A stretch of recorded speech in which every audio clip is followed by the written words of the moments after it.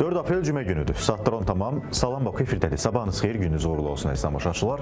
Dünya və ölkə gündəmindən danışacağıq. Başlayırıq siyasi gündəmlə, davamında isə ölkə gündəminə yavaş-yavaş keçid edərik. İndi Azərbaycan prezidenti İlham Əliyevin Almaniyalı həmkarı Frank-Walter Steinmeierlə birgə keçirdiyi mətbuat konferansında səsləndirdiyi fikirlər iki ölkə arasında münasibətlərin yüksək səviyyəsindən xəbər verir. Elə buna görə də Almaniya prezidenti Azərbaycana gəldi. Lakin Berlin-Bakı əməkdaşlığına qeyri-spesifik müdaxilə etməyə cəhd edənlər də oldu. Lakin münasibətlərin dərin tarixi kökləri qoruyucu adaptiv cavabı ortaya çıxartdı. İzləyək. Öz adımızdan deyə bilərəm ki, biz bu regionda qeyri-sülh şəraiti ilə heç vaxt barışmamışıq. Bir tərəfin digər tərəfə ərazi iddialarına heç vaxt dəstək verməmişik. Düşünürük ki, beynəlxalq səviyyədə tanınmış sərhədlər qüvvədə qalmalı, tanınmalı və onlara hörmətlə yanaşılmalıdır. Steinmeierin bu açıqlaması təsadüfi deyil. Azərbaycanın siyasi dəstxətti almanlara hələ 1918-ci ildən məlumdur. O dövrdə Azərbaycan Cümhuriyyəti parlamentində Milli Azlıq fraksiyasının 4 üzvündən biri Alman əsilli olub. 19-cu əsrdə Azərbaycandakı ilk Alman yaşayış məntəqəsi indiki Göygöl ərazisində salınıb. Almanların məskunlaşdığı ərazilərin siyahısına Qazax, Şəmkir, Ağstafa, Tovuz şəhərlərində salınan yaşayış məntəqələri daxil idi. Əlqərəz, Almaniya üçün Azərbaycan əsas tərəfdaşdır. Şərhimiz var. ilə ticarət dövriyyəmiz təsəvvür edin ki, bu ilin ilk 2 ayı ərzində 180%. Yəni 2,8 dəfə ötən ilin dövriyyə müqayisədən artmışdır və 485 milyon dollarlıq bir ticari dövriyyə qeydə alınmışdır. Almaniya prezidenti Steinmeierin qeyd etdiyi üstörtülü ifadələrdə də məhz bu məsələlər var. Yəni Siemens şirkətinin fəaliyyəti vurğulanırdı, elektrik şəbəkəsinin qurulması məsələsi vurğulanırdı. Eyni zamanda Alman prezident məhz iki ölkənin perspektivdə də dəhlizlərin infrastrukturunun daha da təkmilləşdirilməsi, əlxüsus da enerji infrastrukturunun təkmilləşdirilməsi istiqamətində birgə işləməli olduqlarını da vurğuladı. Qeyd eləmək lazımdır ki, Almaniyanın bir sıra ölkələrlə ticarət əlaqələrində də Azərbaycanın mühüm rolu var. Maraqlıdır, Almaniyanın prezidenti sizə indi təqdim edəcəyimiz bəyanatı ilə hansı məqamlara işarə etmiş olur? Baxaq. Yalnız Mərkəzi Asiya ilə deyil, həm də Uzaq Şərqlə, o cümlədən Cənubi, Qərbi Asiya və Çin ilə Almaniyanın ticarət əlaqələrində ölkənizin rolu var. Bilirik ki, hazırki mövcud yolların imkanları məhduddur. Ölkənizdən keçən yollar isə üstəgəl orta dəhlizin rolu Alman iqtisadiyyatı üçün vacibdir, yaxşı perspektivdir və gələcəkdə daha maraqlı olacaq. Nəzərə alsaq ki, orta dəhliz Çindən gələn malların Mərkəzi Asiya, Xəzər dənizi, Azərbaycana onun gəlişi və Azərbaycanın Avropaya nəqlini özündə etibar edən bir nəhəng nəqliyyat dəhlizidir və ən geniş perspektivə malik bir dəhlizdir. Və bu günləri Bakı, Tbilisi, Qars, dəmir yolu da həmin dəhlizin mühüm komponentlərindən birinə çevrilib və perspektivdə Zəngəzur dəhlizinin açılacağı reallıqda bu da əsas komponentlərdən, əsas elementlərdən birinə çevrilə bilər və Almaniya dövlətinin də bu dəhlizə xüsusi diqqət ayırması birbaşa və dolayısıyla rəsmi Berlinin Zəngəzur dəhlizinin açılmasında maraqlı olduğunun və olacağının bir təsdiqi kimi də qiymətləndirilə bilər. Almaniya prezidentinin təbirincə desək, gerçəkləşən iki tərəfli görüş yeni ev tapşırıqlarının ortaya çıxması zərurətini yaratdı. Bundan sonra əlaqələrin genişləndirilməsi üçün daha da əlverişli imkanlar yaradacaq. Bu arada görünür Fransadakılar da özlərinə heç bir şəkildə yer tapa bilmir. Azərbaycana qarşı qara yaxmağı özünə peşə seçən rəsmi Paris onsuz da bunun bir işə yaramayacağını gözəl bilir. Lakin kör tutduğunu buraxmadığı kimi dırnaqarası əməllərinə davam edərək aranı qarışdırmaqdan da əl çəkmir. Növbəti dəfə Azərbaycana qarşı irəli sürülən əsassız iddialara rəsmi Bakının reaksiyası gecikməyib. İzləyək. 2 aprel tarixində Fransanın Avropa və Xarici İşlər Naziri Jean-Noël Baronun Milli Assambleyanın Xarici İşlər Komissiyasında çıxışı zamanı Azərbaycan-Ermənistan sülh prosesi və erməni əsilli şəxslərin məhkəmə işi ilə bağlı səsləndirdiyi iddiaları qətiyyətlə rədd edirik. Azərbaycan ərazilərinə qarşı iddiaların mövcud olduğu, Ermənistan konstitusiyasının dəyişdirilməsi kimi son 2 ildən artıq müddətdə müzakirə edilən legitim tələbin sual altına alınması və bunun yeni şərt kimi təqdim edilməsi qəbul edilməzdir. Əgər Fransa iddia etdiyi kimi həqiqətən də sülh sazişinin tezliklə imzalanmasını dəstəkləyirsə, o zaman Ermənistan tərəfindən müvafiq addımların atılmasını təşviq etməlidir. Müharibə cinayətləri, etnik təmizləmə, hərbi təcavüz, işgəncə və digər ağır cinayətlərdə ittiham olunan və ya məhkum olunmuş erməni əsilli şəxslərin azadlığa buraxılması çağırışlarına gəldikdə, vurğulayırıq ki, bu cinayətləri araşdırmaq və mühakimə etmək Azərbaycanın haqqıdır. BMT-nin İnsan Hüquqları Şurasının əsassız həbslər üzrə işçi qrupunun 13 mart 2025-ci il tarixində dərc olunmuş rəyi də bunu bir daha təsdiqləyib və məhkəmə prosesinə qarşı aparılan qarayaxma kampaniyasının əsassız olduğunu sübut edib. Ümumiyyətlə, digər ölkələrdə məhkəmə prosesinə müdaxiləyə cəhd edən Fransa tərəfinin ilk növbədə Fransada siyasi təqibləri və müxtəlif aksiyalarda etirazçıların öldürülməsi, Fransanın neokolonial siyasəti nəticəsində dənizaşırı ərazilərdə yerli əhaliyə qarşı işgəncələri, Fransa parlamentində rüşvətxorluq və korrupsiya hallarının yayılması kimi faktları araşdırması daha uyğun olardı. Misal üçün, eyni iclasda bir deputatın Fransada məhkəmə sistemindən siyasi rəqiblərə qarşı təzyiq vasitəsi kimi istifadə edildiyi halda qanunun aliliyi ilə bağlı digər dövlətlərə müdaxilənin qəbul edilməzliyi ilə bağlı sualına cavabda Fransa nazirinin Fransa məhkəməsinin qərarını şərh edə bilməyəcəyi cavabı da Fransa tərəfinin ikili standartlarının bir göstəricisidir. Fransadan sülhə xidmət etməyən və regionda sabitliyi pozan addımlarına son qoymağı tələb edirik.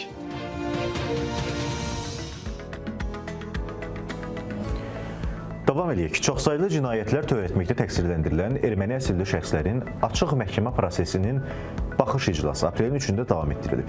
Məhkəmə prosesində dövlət ittihamını müdafiə edən prokurorlar tərəfindən qondarma rejimin parlament sədri və digər dırnaqarası vəzifələrdə işləmiş David İşxanyana suallar ünvanlanıb. O, Daşnaksution partiyasının fəal üzvü olduğunu, 2 il müddətində qondarma rejimin dırnaqarası parlamentində partiyanın güya ki, fraksiya rəhbəri vəzifəsini icra etdiyini deyib.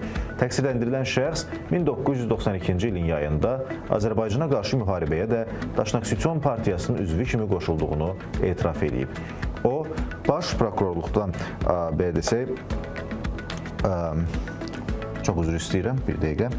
Deməli, 92-ci ayında Azərbaycana qarşı müharibəyə də Daşnaksution partiyasının üzvü kimi qoşulduğunu etiraf edib. O, baş prokurorluğun dövlət ittihamının müdafiəsi üzrə idarəsinin şöbə rəisi Nəsir Bayramovun suallarını cavablandıran zaman qeyd edib ki, 1-ci Qarabağ müharibəsində tabor komandiri olarkən Monte Melkonyana tabi olub. İşxanyan müharibə zamanı Ağdərə, Xocavənddə, Kəlbəcərdə, Ağdamda Azərbaycan hərbçilərinə qarşı döyüşdüyünü etiraf edib.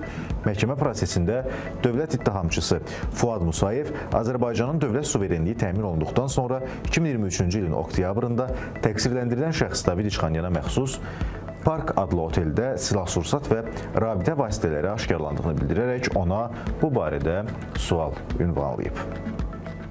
İndi növbəti bir xəbəri təqdim edəcəm. Ermənistanı özlərindən başqa hamı idarə edir. Bunu isə Baku TV-yə müsahibəsində Milli Məclis sədri Mavini Ziyafət Əsgərov deyib.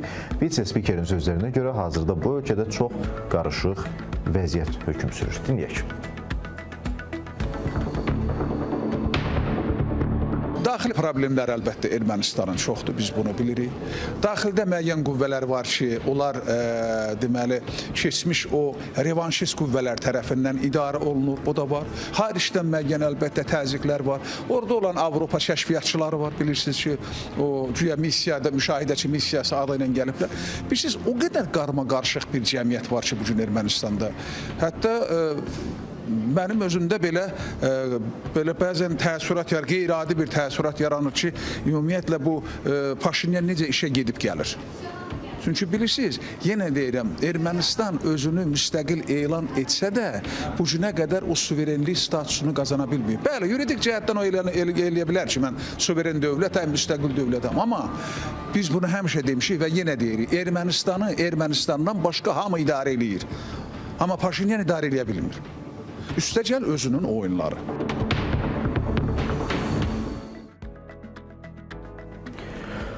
Azərbaycanın müqəddəs taxtajdakı səfiri İlqar Muxtarov Vatikanda Papa Cəngavər ordeninin böyük xaçına layiq görülüb. Bu münasibətlə keçirilən mərasimdə Azərbaycan səfiri ilə yanaşı Yaponiya, İspaniya, Avstriya, Fransa və digər ölkələrin müqəddəs taxtajdakı səfirlərinə də ordenlər verilib. Ordeni İlqar Muxtarova müqəddəs taxtajın dövlət katibinin müavini Edgar Penneparra təqdim edib.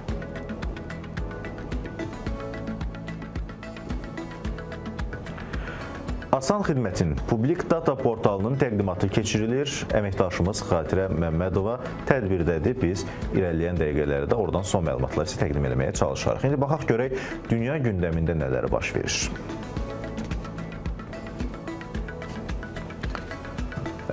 Ukrayna moratoriumun tətbiqinə baxmayaraq Rusiya Federasiyasının enerji obyektlərinə təxribat və nümayişkaranə şəkildə hücum edir. Bunu Rusiya Xarici İşlər Nazirliyinin rəsmi nümayəndəsi Mariya Zakharova aprelin 3-ü keçirdiyi brifinqdə deyib. Onun sözlərinə görə martın 18-dən Rusiyanın enerji obyektlərinə 30-dan çox zərbə qeydə alınıb. İzləyək. Мы наблюдаем серию целенаправленных атак на объекты. Biz Rusiya Federasiyasının enerji obyektlərinə məqsədli şəkildə həyata keçirilən hücumları görürük. Ukrayna rəhbərliyi bunu hərbi zərurət adlandırsa da, aydındır ki, bu təxribat xarakterli həyata keçirilən hücumdur. Əsasən Belqrad, Bryansk, Zaporojye, Xerson vilayətləri hədəfə alınıb. Çox vacib bir məqamı vurğulamaq lazımdır ki, Ukrayna tərəfindən Rusiyanın enerji infrastrukturlarına endirilən bütün zərbələr terror hücumları üçün nəzərdə tutulan qərb silahlarının köməyi ilə həyata keçirilir. Против нашей гражданской инфраструктуры. Bəli, əziz tamaşaçılar, onu da qeyd edeyim ki, Rusiya Xarici İşlər Nazirliyinin sözçüsü vurğulayıb ki, Kiyev bu hücumlarla Moskva ilə Vaşinqton arasında başlayan dialoqu pozmağa çalışır. Və Rusiyadan danışıq. Rusiya Silahlı Qüvvələrinin Ukraynanın Xarkov şəhərini atəşə tutması nəticəsində azı 4 nəfər ölüb. Bu barədə Xarkov Vilayət Dövlət Administrasiyasının sədri Aleks Sinagubov Telegramda bildirib. Bundan başqa, şəhər meri Igor Terexovun məlumatına görə şəhərin atəşə tutulması nəticəsində 35 nəfər yaralanıb. Qeyd edeyim ki, aprelin 3-də axşam Rusiya ordusu Xarkova zərbə pilotsuz uçan aparatları ilə hücum edib. Zərbə dəyən yerlərdən birində yanğın baş verib. Daha əvvəl 3 nəfərin öldüyü, daha 34 nəfərin xəsarət aldığı bildirilirdi. Xilas edicilər hələ də insanların ola biləcəyi uçqunları təmizləməyə davam edirlər. İndi, əgər razılaşma əldə olunmazsa, İranla hərbi qarşıdurma yaranacaq. Bu qaçılmazdır. Bu fikirləri aprelin 2-sində Fransa prezidenti Emmanuel Macronun sədrliyi ilə İranla bağlı yüksək səviyyəli görüşdən sonra danışan Xarici İşlər naziri Jean-Noël Barrot deyib. Nazir bildirib ki, Tehranla diplomatiya üçün imkanlar pəncərəsi daralıb.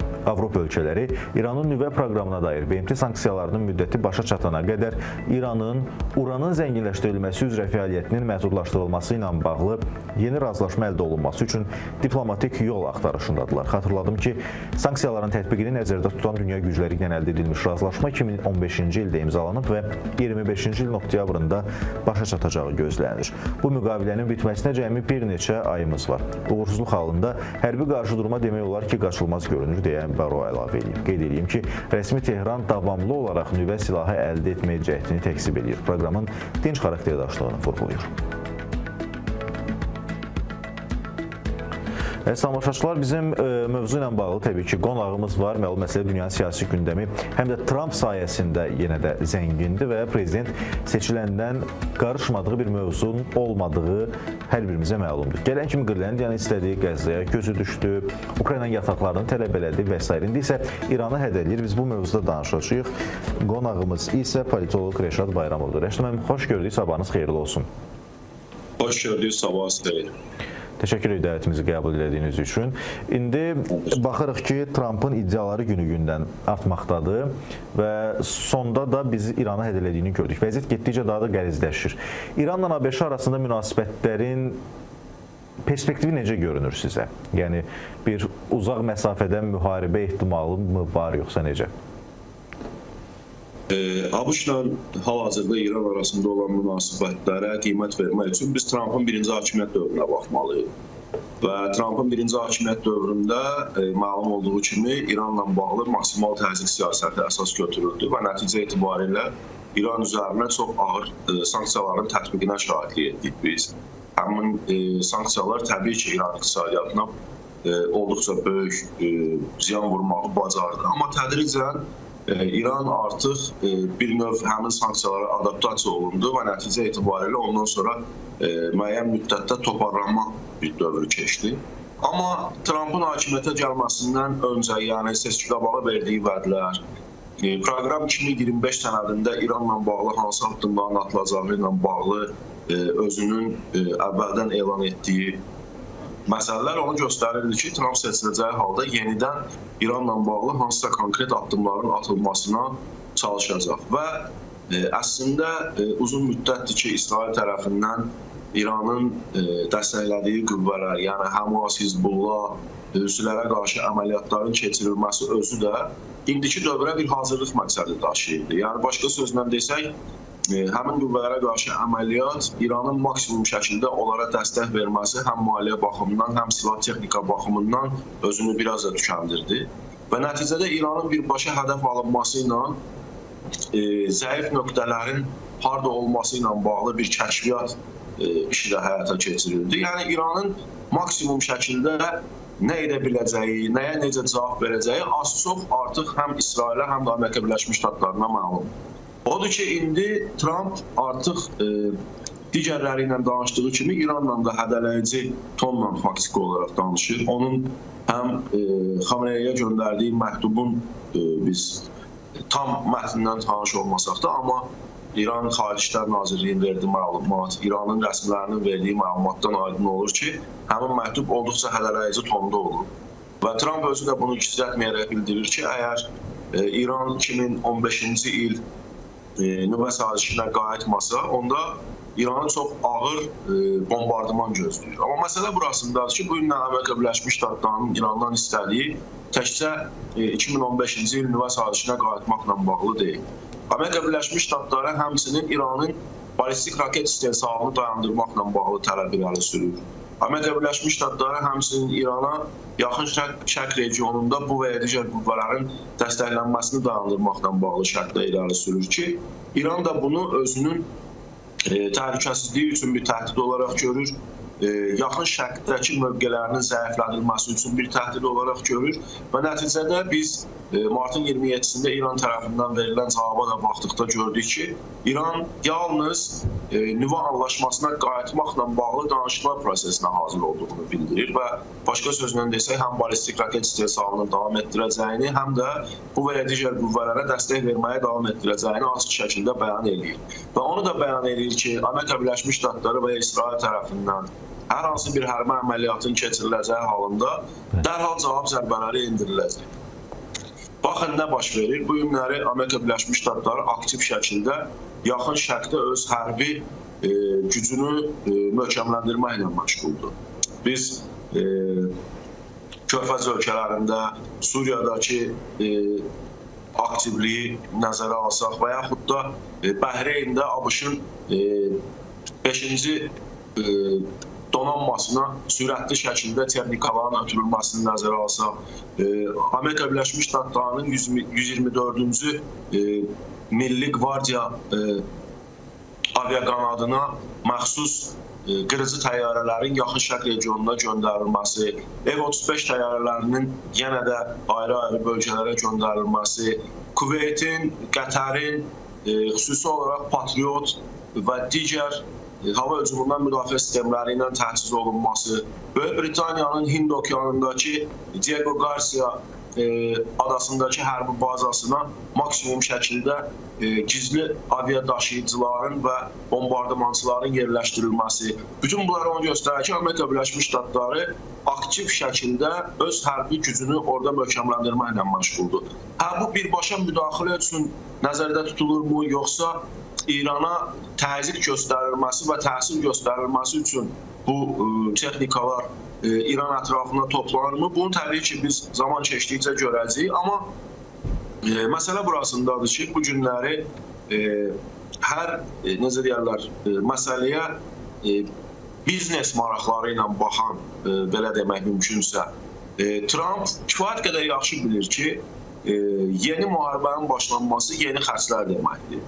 Və onu da kifayət qədər yaxşı bilir ki, bu günləri ABŞ administrasiyası özünün hərbi xərclərinin 10% azaldılması istiqamətində maksimum səy göstərdiyi bir vaxtda indi yeni hərbi əməliyyatlara başlamaq təbii ki, bütçəyə əlavə yük olaraq görsənəcək və ikinci bir tərəfdən də İranın aktiv şəkildə bombardıman olunması təkcə İranın özünün neft və neft məhsulları deyil, həm də Körfəzdən keçəcək məhsulların dayanmasının nəticələnəcək ki, bu da dünya bazarında neftin qiymətinin artmasına yatırıb çıxaracaq ki, bu da hal-hazırda Amerika Birləşmiş Ştatlarının marağında deyil. O baxımdan çox ölçülü, biçili təbii ki, addımlar atılacaq. Hər nə qədər sərt ritorika olsa da, düşünürəm ki, ilkin növbədə maksimum şəkildə daha çox sanksiyaların tətbiq olunması və daxildə vəziyyətin gərginləşdirilməsi yolu ilə bu və ya digər dəyişikliklər edilməyə cəhdlər olacaq. Amma bu baş verməyəcəksə,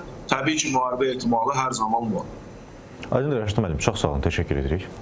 Mən təşəkkür edirəm, sağ olsun. Əziz tamaşaçılar, politoloq Rəşad Bayramov bizim qonağımız idi və xüsusilə təbii ki, iqtisadi sferada bir, belə desə, iqtisadi müharibənin aparılması ehtimalı daha çoxdur. Burada Trumpın tarif siyasəti də müzakirə olunan məsələlərdəndir ki, birazdan o barədə də danışacağıq. Son dəqiqə xəbərini nəzərinizə çatdırım. Bu dəqiqələrdə Bakıda Gülüstan Sarayında Cənub Qaz Dəhlizi Məşvərət Şurası çərçivəsində nazirlərin 11-ci və Yaşıl Enerji Məşvərət Şurası çərçivəsində nazirlərin 3-cü iclasları keçirilir. Azərbaycan Respublikasının Prezidenti İlham Əliyev tədbirdə iştirak edir. Bir daha xatırladım, bu dəqiqələrdə Bakıda Gülüstan Sarayında Cənub Qaz Dəhlizi Məşvərət Şurası çərçivəsində nazirlərin 11-ci və Yaşıl Enerji Məşvərət Şurası çərçivəsində nazirlərin 3-cü iclası keçirilir. Azərbaycan Respublikasının Prezidenti İlham Əliyev də tədbirdə iştirak edirlər. Gələn dəqiqələrdə detallı məlumatınız olacaq.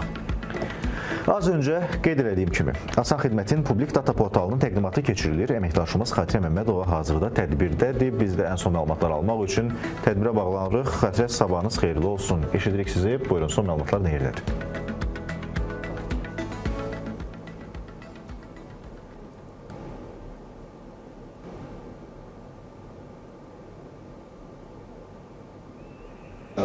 Çünki səbəb oldu ki, həm datanın toplanması, həm də onun emalı. Bəli, sabahınız xeyir olsun. Prezident yanında Vətəndaşlara Xidmət və Sosial İnnovasiyalar Agentliyində publik data portalının təqdimatı həyata keçirilir hal-hazırda. Ardınca isə Dövlət İdarə Etməsində data əsaslı qərar qəbul etmə mövzusunda panel müzakirələr həyata keçiriləcək. Mən bir balaca bu barədə sizə məlumat vermək istəyirəm. Ümumiyyətlə, publik əsaslı qərar qəbul etmə, data əsaslı qərar qəbul etmə nədir və publik data portalı nədən ibarətdir? Biz bilirik ki, Vətəndaşlara Xidmət və Sosial İnnovasiyalar Agentliyi adlanır.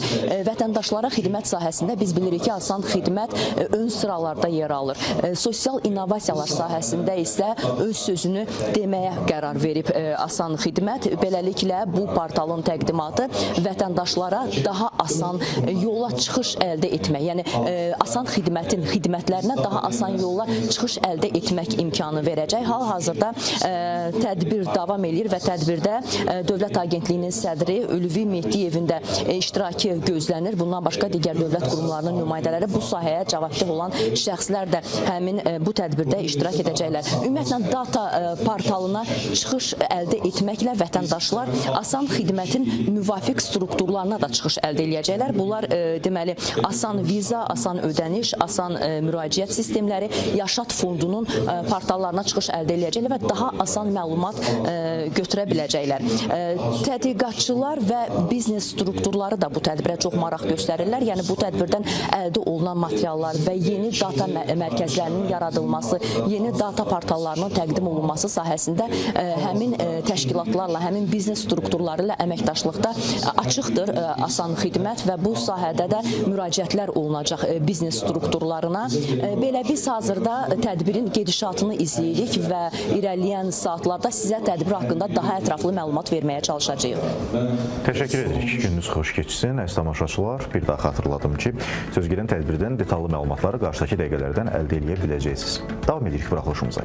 Senator Cory Booker Trump administrasiyasının büdcə kəsirlərini federal hökumətdə işdən çıxarmaları və hökumətin səmərəliliyi departamentinin nəzdindəki büdcə daralma əməliyyatlarını tənqid edib.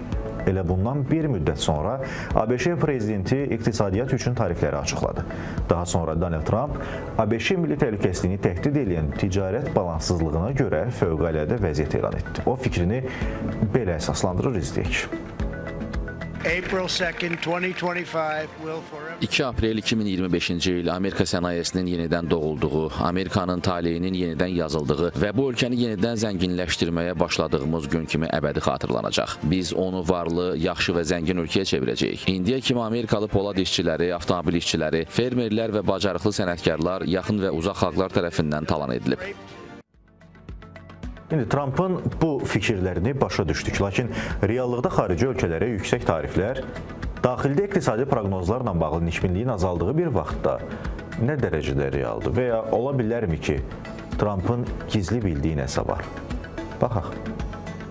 Əgər bu ölkələrə hər iki tərəfdən tarifləri endirmək üçün təkbətək sövdələşməyə məcburiyyət üçün strateji hiylə olmayacaqsa, əgər bu qlobal miqyasda davamlı daha yüksək tariflərin olduğu bir mühitə gətirib çıxarmayacaqsa, o zaman əhəmiyyətli ola bilər. Mənim narahatlığım ondan ibarətdir ki, əgər bu tariflər uzun müddətli olarsa, bunun qlobal iqtisadiyyatların əsaslarına kifayət qədər pis təsirləri ola bilər.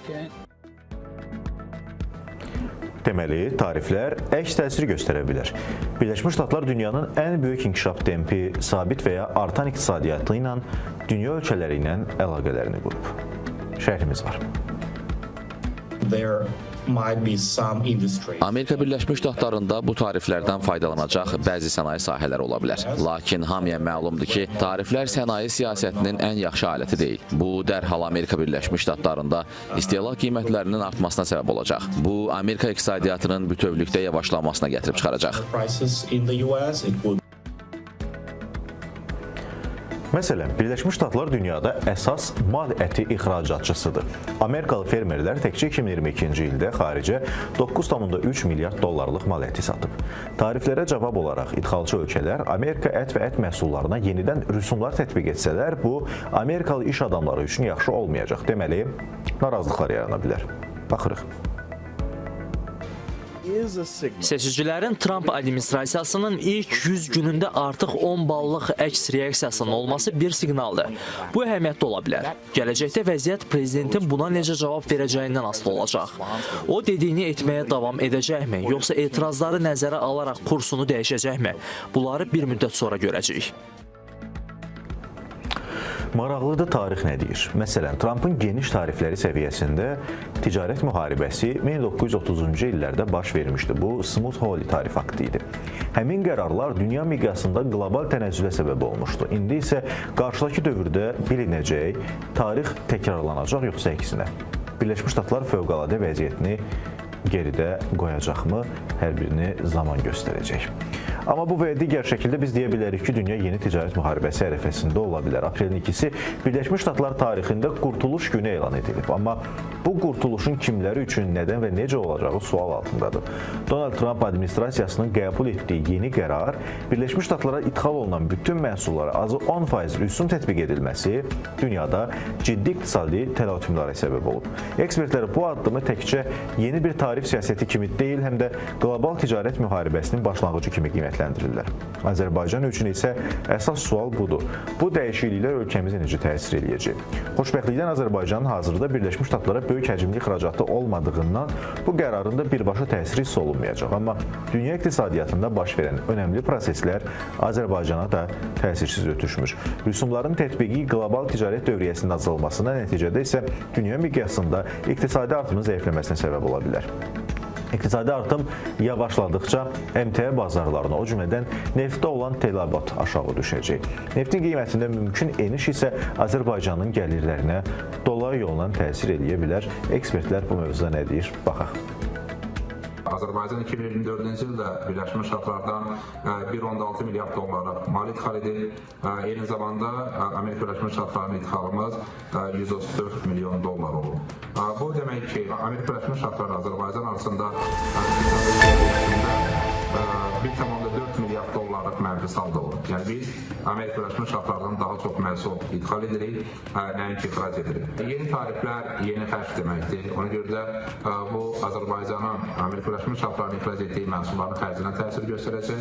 Gözlənir ki, ümumi ixracatımızda belə ticarət dövriyyəmizdə ciddi dəyişiklik baş verməsə də belə, amma bu Azərbaycan-Amerika Birləşmiş Ştatlarının ixracatının artım dinamikasının azalmasına gətirib çıxaracaq. Və nəzərə alsaq ki, ötən il Azərbaycanın Birləşmiş Ştatlara ixracatı 8.4 dəfə artıb, Birləşmiş Ştatların idxalımız 1.8 dəfə yüksəlir. Ekspertlərin fikrincə, Trumpın tətbiq etdiyi tariflər təkcə bir iqtisadi manevr deyil, həm də siyasi bir alətdir. O, bu qərarla Birləşmiş Ştatların ticarət kəsirinin yüksək olduğu ölkələrə təzyiqi artırmağa çalışır. Kanada və Meksika ilə azad ticarət sazişi çərçivəsində bəzi məhsullar bu tariflərdən azad olsa da, dünyanın qalan ölkələri üçün yeni dövr başlayır. Trumpın yeni tarif siyasətinə qlobal bazarların reaksiyaları da özünü çox gözlətməyib. Dünya birjalarında qiymətlər dalğalanır, investorlar narahatdır. Beynəlxalq iqtisadi qurumlar isə gələcək inflyasiya risklərindən danışır. Tariflərin qlobal inflyasiyanı sürətləndirəcəyi, mərkəzi bankların faiz dərəcələrini artırmağa məcbur olacağı proqnozlaşdırılır. Bu isə kreditlərlə işləyən bizneslərin yükünü artıracaq, ticarətin daralmasına və işsizliyin artmasına səbəb ola bilər. İzləyək. Trump bütün dünyaya tarif elan edib və narahatçılıq da ondan ibarətdir ki, Trumpın tariflərinə cavab olaraq həmin ölkələr də Amerika iqtisadiyyatına əks tariflər qoyacaqlar və nəticə etibarilə bu proses qızışacaq. Çünki Trump tətbiq elədiyi tariflərdə bir növ bunu artıra biləcəyinin də anonsunu verdi. Çünki həm tarif, həm qeyri-tarif, həm valyuta müdaxilələrinin yaratdığı Amerika üçün stabil vəziyyətin bir növ belə deyək, yarısının kompensasiya edildiyini bu tariflərlə Trump bildirir və eyni zamanda da bunun 2 dəfəyə qədər artıra biləcəyinin də anonsunu verir. Daha maraqlısı isə odur ki, bəzi ölkələr artıq qarşılıqlı cavab tədbirlərini müzakirə etməyə başlayıb. Tariflərə tariflə cavab veriləcəyi halda dünya yeni bir iqtisadi müharibənin mərkəzinə düşə bilər. Tarixdə belə presidentlər az olmayıb və onların heç biri sülh və sabitliyi ilə nəticələnməyib. Azərbaycan üçün indi əsas məsələ bu qlobal proseslərin mümkün təsirlərinə hazırlıqlı olmaqdır. Ölkəmiz ticarət əlaqələrində diversifikasiyanı gücləndirməli, qeyri-neft sektorunun inkişafına daha çox diqqət yetirməlidir. Çünki dünya iqtisadiyyatında baş verən hər titrəmə istər-istəməz bizim üçün dalğalar yaradır. Bu dalğaların bizi hara aparacağını isə zaman göstərəcək.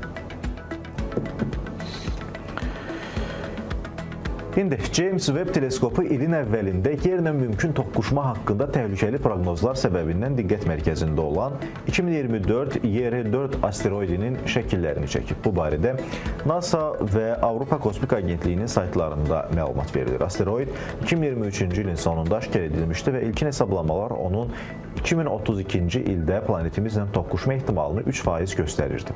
Lakin yeni müşahidələr trayektoriyanı dəqiqləşdirməyə imkan verir və alimlər riski sıfıra indiriblər. Bundan belə 2024 YR4 hər 4 ildən bir yerə yaxınlaşır. Buna görə də astronomlar onu izləməyə davam edirlər. Az sonra ölkə gündəmindən danışacağıq. Əziz tamaşaçılar, olduqca zəngin gündəm var. Tovuzda səhər məktəbə gedən yeniyetmə qız evə qayıtmayıb. Bu barədə xəbərlər yayılmışdı. Onun tapıldığı ilə bağlı da bu səhər gələn son informasiya var ki, təqdim eləyəcəm sizə.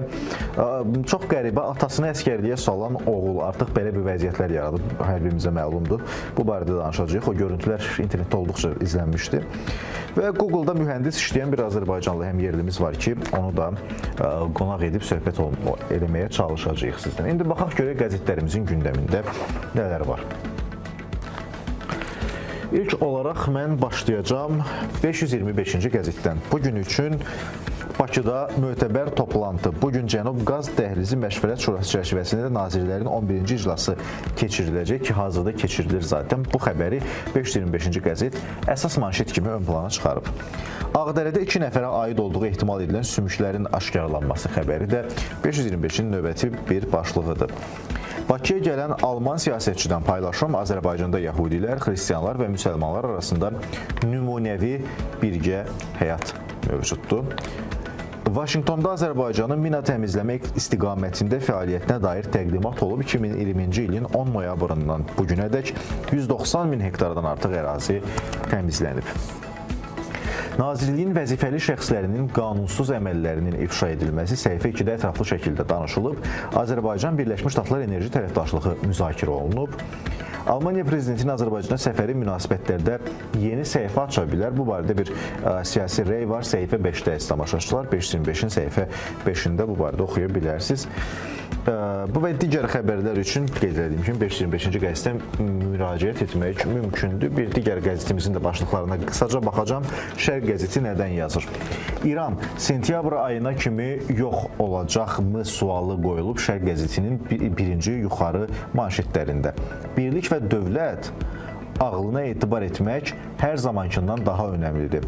Tehran nüvə sazişinin imzalanmasına razılaşmasa və nüvə silahı üzərində işi dayandırmasa, İran sentyabr ayına kimi yox ola bilər. Bu barədə Britaniyanın Daily Express qəzeti ABŞ prezidenti Donald Trump administrasiyasındakı mənbələrə istinadən yazıb. Mənbə bildirib ki, İranın nüvə sazişinə razılaşması üçün Birləşmiş Ştatların yaxın şərqə bombardımançı təyyarələr və əlavə aviadaşıyıcı qrupu yerləşdirdiyi müddət qədər sayılı günləri qalıb. Çox maraqlı bir köşədir, səhifə 4-də ətraflı yazılıb. Gürcüstan hökuməti Ukrayna vətəndaşları ilə bağlı yeni qərar qəbul edib, vizasız qalma müddəti 3 ildən 1 ilə endirilib. Şuşada Zəfər muzeyi olacaq. Bu yetərlidir xalqımıza, gənclərə milli ruhu, şəhidlərimizin qəhrəmanlıq dastanlarını anlatmaq, təbliğ etmək daha önəmlidir, deyir. Bir başqa başlıqda Gürcüstan prezidenti Azərbaycana səfər eləyəcək. Bununla bağlı anons verilib.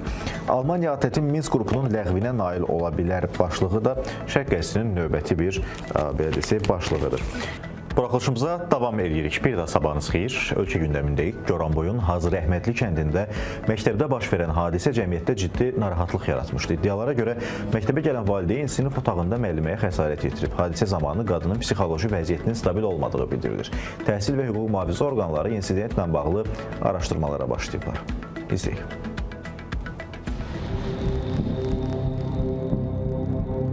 Başı pozulub, apardıq xəstəxanaya, qoyduq, gəldik. Məktəbdə valideyn müəllimə xəsarət yetirib. Hadisə Goranboyun Hacı Rəhmətli kənd orta məktəbində qeydə alınıb.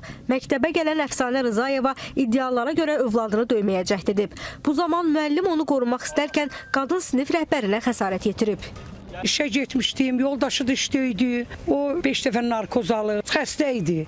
Onu da bu yaxında apardıq Balınsiyaya, iynə dərman elətdik. Bir kurs müalicə elətdik, biraz yaxşı oldu. İndi də biz işə getmişik, yoldaşı da işə gedib, xəbər gəlib ki, başı pozulub, apardıq xəstəxanaya, qoyduq, gəldik. Məktəbdə mən olmamışam, müəllimlər deyir, başa siqnal çatmır. Qoyduq xəstəxanaya, yerləşdirdik, gəldik. Polis özü yolladı, apardıq Gəncə xəstəxanasına qoyduq. Anası, mən qaynənəsiyəm, dedilər müalicə olunur. Yaxşı olacaq. 3 dənə balası var, 22 yaşı var. Başı travmalı. Həkim dedi ki, aparıb Balınsiyaya həkimə göstərmişdik. Dedi 3-5 dəfə narkoz alıb. İndi həkimlər dedi ki, Allahın köməyinə yaxşı olacaq. Ünvanladığınız sorğuya cavab olaraq bildirir ki, 3 aprel tarixində Goranboy rayon Hacı Rəhmətli kənd tam orta məktəbdə insident baş verib. 2-ci sinifdə oxuyan şagirdlərdən birinin valideyni məktəbə daxil olaraq övladını döyməyə və xəsarət yetirməyə cəhd edib. Sinif rəhbəri şagirdi qorumaq istəyən zaman valideyn müəllimə xəsarət yetirib. Dərhal məktəb rəhbərliyi tərəfindən təcili tibbi yardım xidmətinə və hüquq mühafizə orqanlarına məlumat verilib. Müəllimə müvafiq tibbi yardım göstərilib, şagirdin valideyninin uyğunsuz davranışı ilə bağlı hüquq mühafizə orqanları tərəfindən araşdırma aparılır. Qeyd edirik ki, şagirdin psixoloji durumu məktəb rəhbərliyi və idarə tərəfindən izlənilir. Təhsil müəssisəsinin psixoloqu tərəfindən profilaktik tədbirlərin həyata keçirilməsi üçün müvafiq tapşırıqlar verilib. Goranboy rayon polis şöbəsində rayonun Hacı Rəhmətli kənd sakini olan bir nəfər qadın valideynin kəsici deşici alətlə məktəbə gəlməsi, övladını döyməsi və onu sakitləşdirmək istəyən müəllimə xəsarət yetirməsi barədə məlumat daxil olub. Polis əməkdaşları məktəbə gələrək müvafiq tədbirlər həyata keçirib. Hadisəni törədən şəxs saxlanılıb, faktla bağlı cinayət işi başlanılıb, araşdırmalar davam etdirilir. Qeyd edək ki, polis tərəfindən saxlanılan Əfsanə Rızayeva 3 uşaq anasıdır. Belə yeri gəlmişkən Tovuzda itkin düşən məktəbli tapılıb əziz tamaşaçılar. Xatırladım, 13 yaşlı məktəblinin Tovuzda itkin düşməsi ilə bağlı o çantasını sinif yoldaşı evində qoymuşdu, evdən qaçması ilə bağlı məktub yazmışdı və s. və ilə axır. Bu xəbər çox müzakirə etdik ötən gün. Artıq tapılıb, bu səhər məlumat verilib, Daxili İşlər Nazirliyindən gəlib məlumat. Tovuz rayon polis şöbəsinin əməkdaşlarının keçirdiyi müvafiq tədbirlər nəticəsində onun yeri Gəncə şəhərində müəyyən edilərək Tovuz rayonuna gətirilib. Hazırda ailəsinə təhvil verilməsi gözlənilir. Əslində çox dərin danışılması məsələdir. Uşaq niyə evdən qaçsın? Yəni nəyə görə getsin? Təbii ki, evdə gördüyü rəftar da buna səbəb ola bilər, yaxud başqa kənar təsirlər də buna səbəb ola bilər. Çox maraqlı məsələlərdir, çox dərin və problemli məsələlərdir əslində. İnsan fikir bildirməkdə də biraz ehtiyat edir. Belə, növbəti xəbərlərdən danışaq. Aprelin 1-dən Azərbaycan vətəndaşlarının müddətli həqiqi hərbi xidmətə növbəti çağırışı başladı. Artıq vaxtı çatanların hamısı vətənə borclarını ödəmək üçün bir yola düşürlər. Ancaq bəzən olur ki, o müvəqqəti də olsa vida mərasimləri kövrək notlarından yadda qalır. Elə sizə təqdim edəcəyim görüntülər kimi sosial mediada yayılan bir videonu təqdim edəcəm. Oğul atasını əskərliyə yola salır, amma ondan ayrıla bilmir. İzləyək.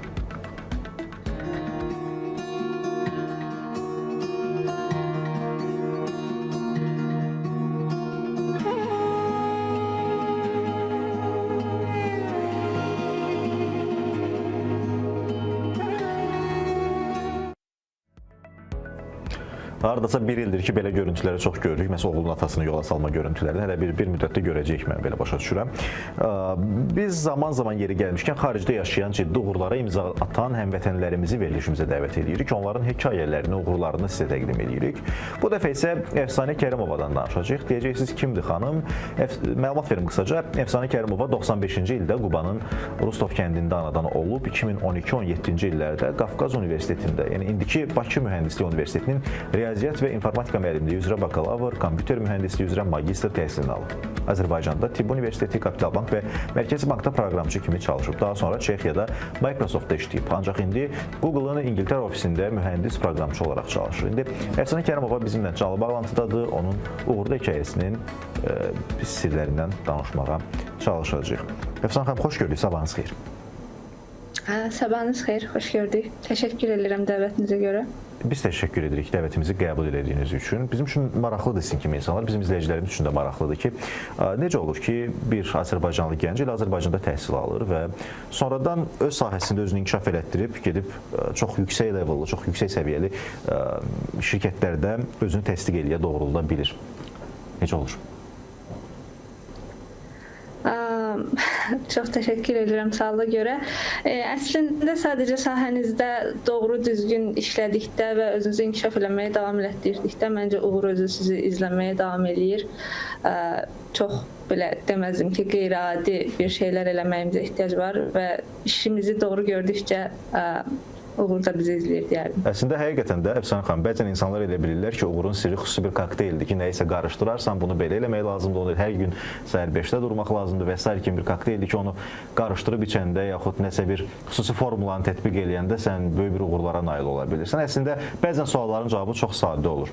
Nə istədiyini bil, nə etdiyini, nə ilə məşğul olduğunu bil və onun arxasınca get. Bəzən də budur. Gənclərə nə tövsiyə eləyərsiniz və siz baxanda bugün çox qısa bir vaxtımız var, ona görə istəyirəm ki, konkret sizdən faydalı nələrsə ala bilək. Bugün baxanda gənclərin özünə istiqamət seçməsi, yol seçməsi, özünün inkişafı ilə bağlı hansı boşluqları görə bilirsiniz, müşahidə eləyə bilirsiniz? Elə bir gənc kimi. Əslində mən deyərdim ki, xüsusilə də biraz Azərbaycanda özünə inamı aşılamaqda biraz çətinlik var. Xüsusilə də bu süni intellektə çıxandan sonra sanki insanlarda biraz süni intellekt hər şeyi əvəzləyəcək və yaxud da ki, bəzi şeyləri əldə eləmək daha da çətinləşib. Amma deyərdim ki, bu baxımdan özünə inanıb, öz içgüdülərinə də hansı sahədə yaxşı olduğunuzu düşünürsünüzsə, məncə insan bunu hiss eləyir ki, məndə bu yaxşı alınır, bunu eləyə bilirəm və o baxımdan özünüzə inanıb və davam eləmək lazımdır o sahədə və yəni mütləq ki, uğurlu olacaqsınız bir yerdə. İnsan özünü necə inamı formalaşdıra bilər sizcə?